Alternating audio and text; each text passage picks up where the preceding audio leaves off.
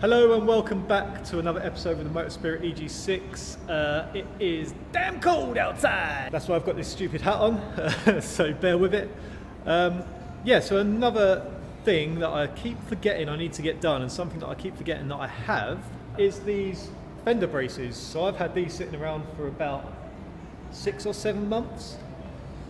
And I haven't bothered fitting them because they're not quite a bolt-on job, which I guess you'd think they would be. Which I'll come on to in a bit. But the reason I bought these is because every time I jack up the front end of the car, it's the one area that I can actually physically see flexing, sort of between between the firewall, really, between the driver's compartment and the engine bay. You can just about notice that it flexes a touch there. So I thought I'd buy these to put them in place to help out a bit. They weigh about 1.5 kilos each, so adding a little bit of weight, but nothing too drastic. So yeah, let's crack on with this and see how we get on. Ugh, every time I open this bonnet, I'm reminded of Lynham track day. It's so utterly minging there. I will never ever go back.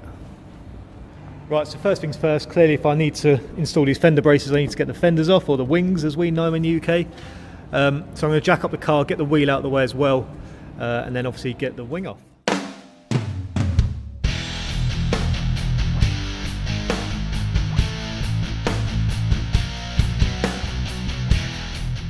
Okay, so here's the brace for this side. So it's supposed to bolt on top of the door hinge bolts, and then clearly you can see here there's nothing to mount it to. This metal's pretty thin, so I want it to actually work, so I'm not going to just riv nut this or try and tap this thin metal. I'm going to weld a reinforcing plate on here that's of a decent thickness, and then I'll tap that so that we can put some good bolts through there. Actually, I won't do that. I'll put on the reinforcing plate, but behind it I'll weld on some retaining nuts, so we'll actually get a good solid physical connection on there. So it is pretty simple. However, if you want to do it right, then you do want to weld something on here.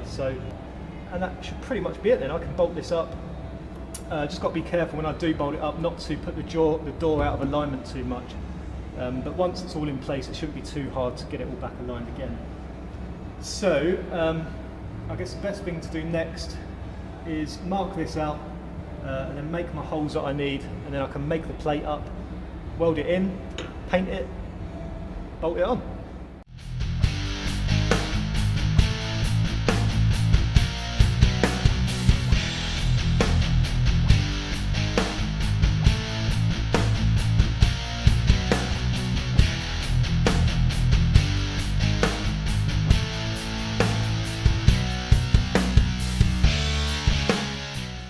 Alright, there's the line. Obviously the hole's drilled out. So we'll line this back up roughly. Not roughly, rightly. I've got a feeling these holes are going to be a bit of a bitch to line up, but at least they're in the right place and we can fit probably some M8 nuts on the end and inside. So now I'm going to make up my plate. I might cover that over actually and go a bit wider and weld it in.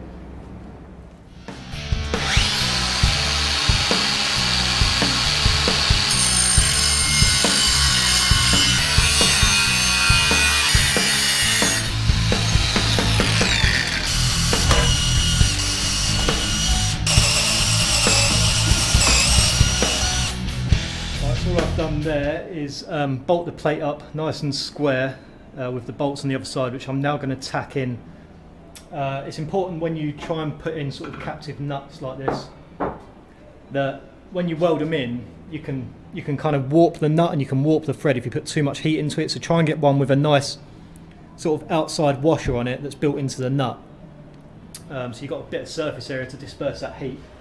And also it only needs a tack. It's just a captive nut, so you don't need to bead it the whole way around. It just needs a couple of tacks, just hold it in place, and that should do it. But it's just quite easy. I've found in the past that you can warp the threads and then you just can't get the nut out, it snaps and you have to start all over again.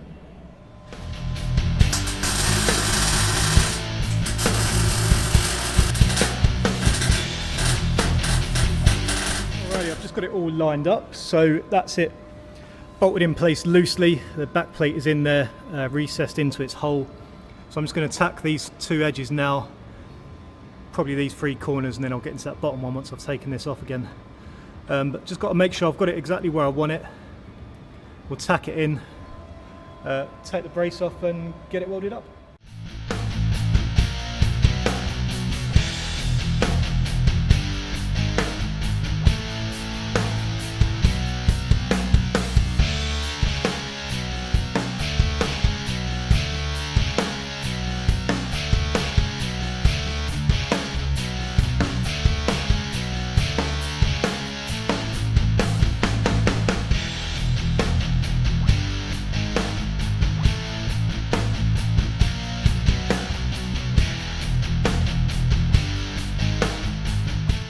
That's that welded up. I had to plug that little hole on the side. I wish I didn't bother because it was just burning through, but that's all in now, nice. So all that's left now is to bolt up the brace itself, make sure it all still fits.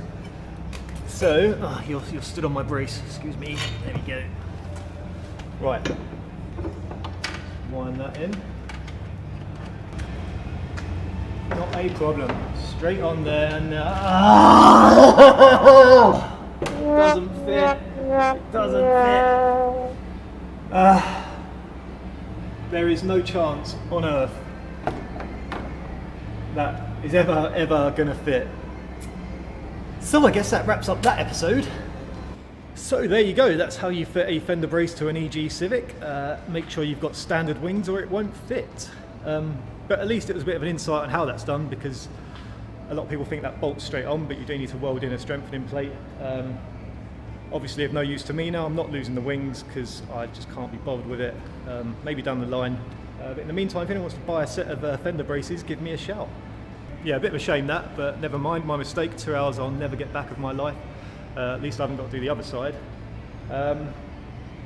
Yeah, but not all is wasted. We've got some good stuff to come. I'm very excited. In the next episode, we are making something that's hopefully going to make a lot of noise, but not too much noise so I don't get into trouble, and it's going to come out the side of the car.